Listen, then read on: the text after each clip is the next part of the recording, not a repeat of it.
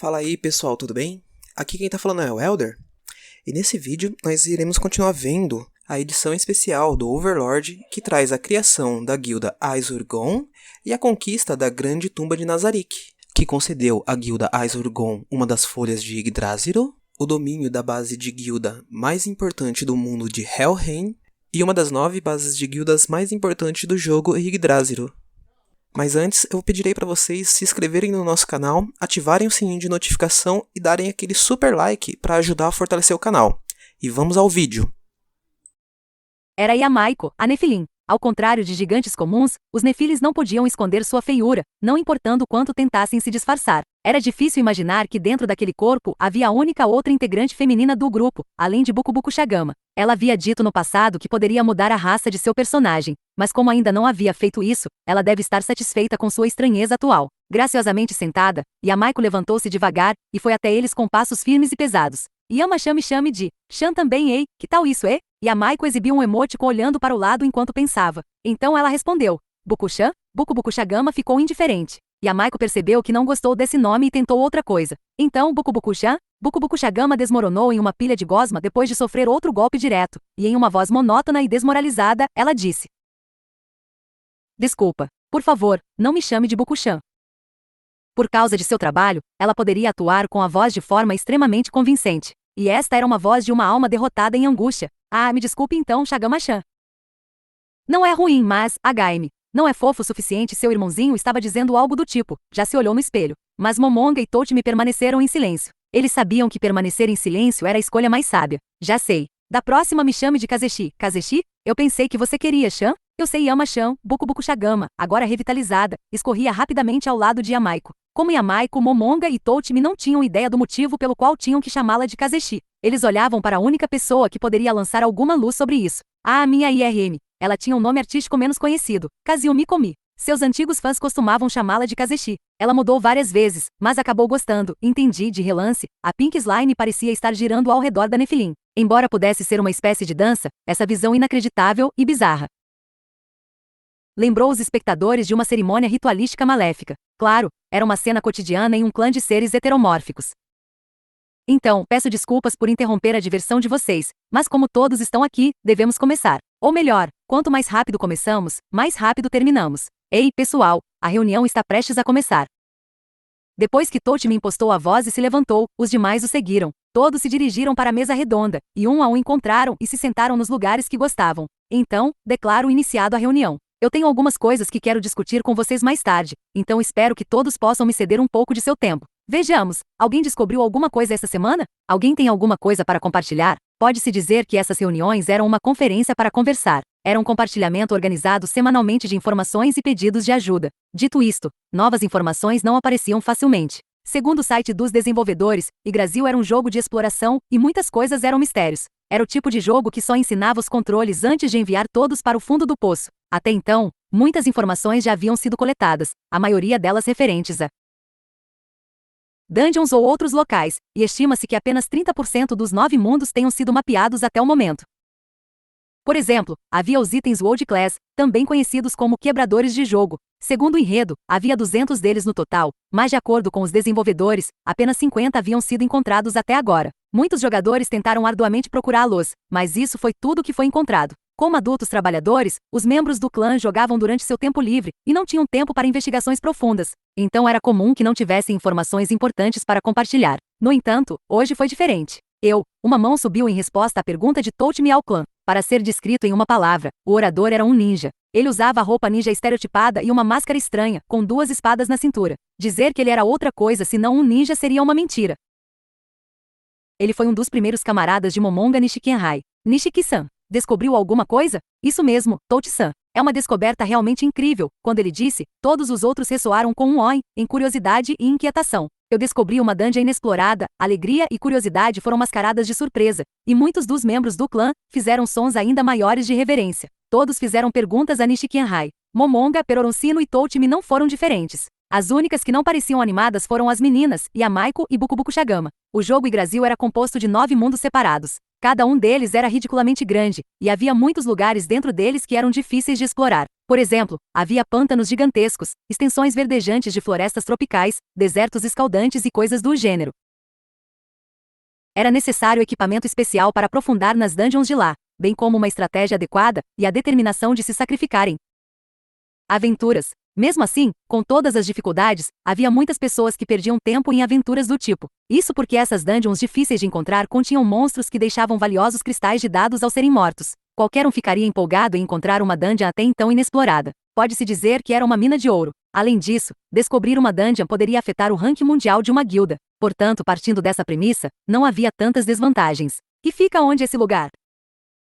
Aquele que perguntou em nome dos incrédulos membros do clã, não fora o líder do clã, Toutimi, mas o homem que se apresentava como um demônio com cabeça de bode, Albert Alan Odley. Ele era membro de uma profissão chamada Desastre Mundial. Em Yggdrasil, havia um número limitado de pessoas que poderiam participar, porque a exigência para ganhar os níveis nesta profissão estava em matar seu detentor anterior. Era uma profissão especializada em magia destrutiva, e ele era o homem com o maior poder de fogo do clã. Antes de abrir a boca, Nishikenrai, que era tão inexpressivo quanto o resto do clã, deu uma olhada para Toutimi. Sabe aquele imenso pântano venenoso nos pântanos de Elin? Fala daquele com os acampamentos imensos cheios de túvegs resistentes a veneno? Aquele pântano venenoso? Esse mesmo. Eu encontrei algo naqueles pântanos que demais. Mas como fez isso? Muita gente fez reconhecimento aéreo lá. Ninguém relatou ter encontrado uma dungeon lá. Eu vi as gravações deles e eles não estavam mentindo.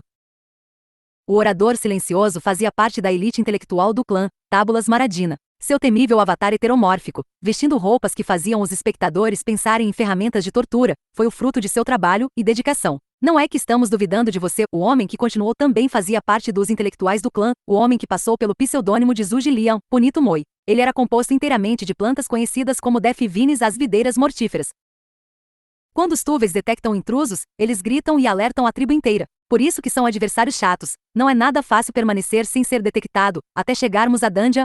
É bem fundo nos pântanos. Mas eu a encontrei enquanto procurava outra coisa, então não sei bem a distância ainda em linha reta. Alguém aqui foi junto com o Nishiki-san? Todos negaram com a cabeça quando ouviram a pergunta de Punito Moi. E o que fez? Liderou um grande bando de NPCs mercenários até lá? Não, te veriam logo de cara e te venceriam pela vantagem numérica. Lá é muito difícil, por isso que todo mundo só faz reconhecimento aéreo. Bem, se todo mundo fosse não seria um problema, mas eu acho que não é o caso. Mas e aí? Como descobriu isso, Nishiki-san? Punito Moi bateu na têmpora com uma trepadeira que parecia um dedo. Pode ter havido alguma razão por trás disso, mas, infelizmente, Momonga não sabia o porquê. Por algum motivo, seu típico discurso questionador não estava coerente como o habitual.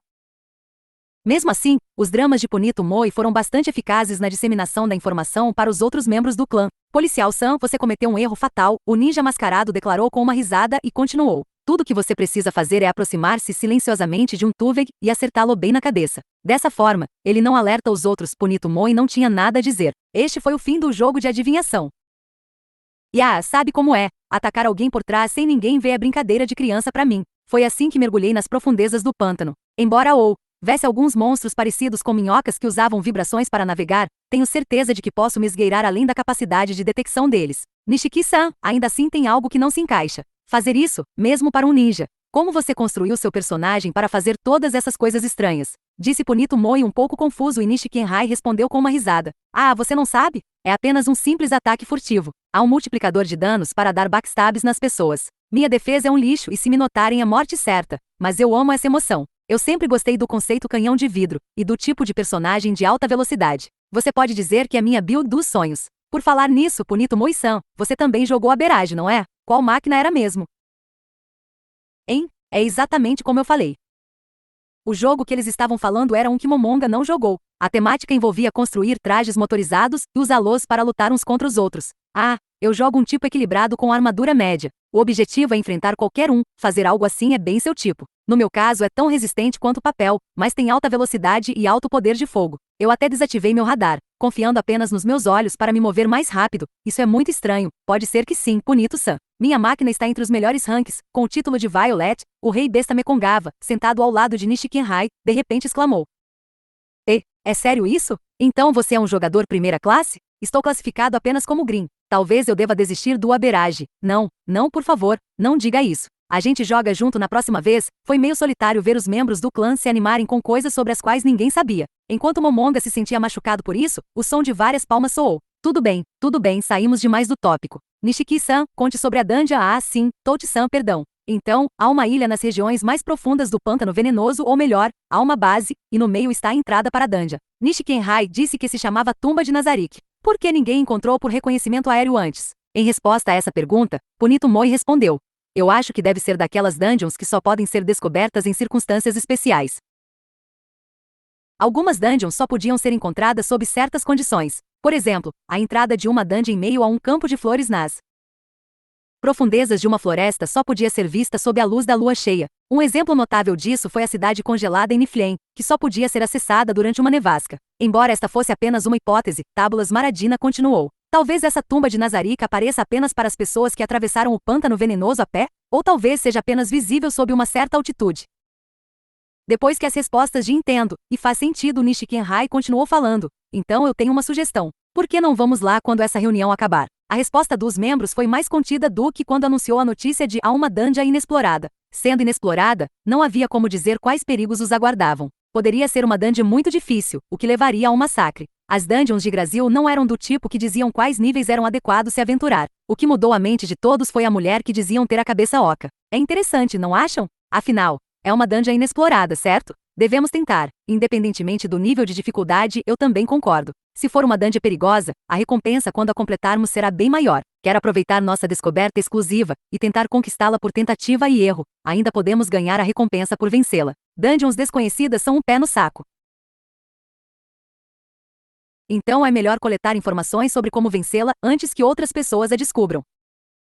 Havia muitos pontos relevantes nas palavras de Yamaiko e Obertalan Odle com as quais as pessoas poderiam concordar. Momonga apoiou a ideia também. A primeira vez que chegassem no fim de uma dungeon, haveria um bônus, ou cerca de 10% a mais de baús de tesouro. Além disso, na primeira vez que uma dungeon fosse vencida, a Grande Arca do Tesouro ofereceria equipamentos com níveis de itens com até 10 a 20% mais altos que o normal. Seria lamentável se eles não pudessem encontrar esses tesouros e deixar que outras pessoas os reivindicassem. Como eles poderiam permitir que a mina de ouro diante de seus olhos fosse saqueada por outros? Parece que a maioria já aprovou. Então, nós iremos para essa dungeon depois da reunião. Afinal, é muito raro que todos estejamos reunidos.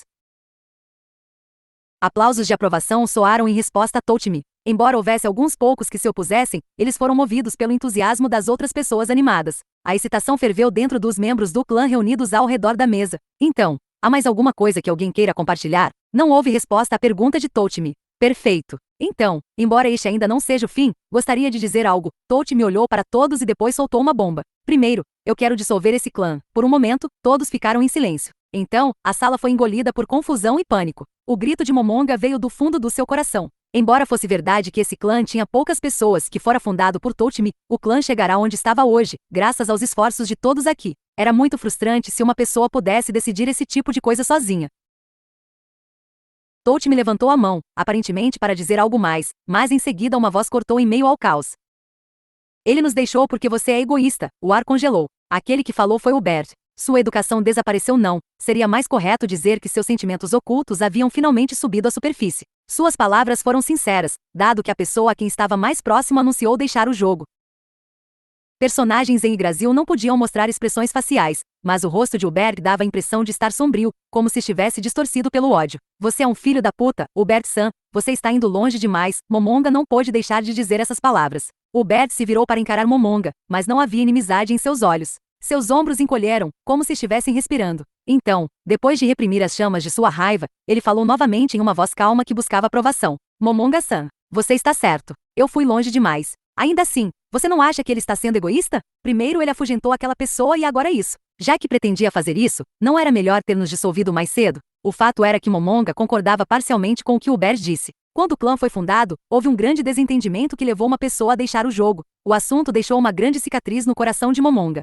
Parecia uma mancha nas gloriosas lembranças de um clã muito unido, assim como em seus amigos queridos. Mesmo assim, Momonga ainda teve que repreender Hubert por isso. A contenda entre essas duas pessoas poderia ter sido resolvida se qualquer um deles explicasse calmamente a situação um para o outro. Mas se ele deixasse Hubert ao léu, aquele tipo de situação poderia acontecer novamente. Entendo perfeitamente como Hubert-san se sente, eu também fiquei chocado com aquele incidente. Isso pode não parecer grande coisa, mas eu o conhecia por mais tempo que o Hubert. Mesmo assim, acho que seria melhor se ouvíssemos o Tousan primeiro. Que tal isso, Touchi-san? Vamos ouvir. O que tem a dizer? Obrigado, Momonga-san. Ah, desculpa por alarmar todo mundo, eu escolhi mal as minhas palavras. Eu tenho pensado por um tempo que desde que nossos números aumentaram, creio que a classificação de clã não é mais adequada para nós. Por isso, planejei dissolver o clã. Assim nós nos reencontraremos como uma guilda oficial. Exclamações de "ó" e similares foram ouvidas por toda a sala. Ao contrário de um clã, havia muitas vantagens em ser uma guilda. Portanto, muitas coisas teriam que ser decididas ao fundar uma guilda. Isso porque havia muitas coisas que não poderiam ser retomadas se um erro fosse cometido.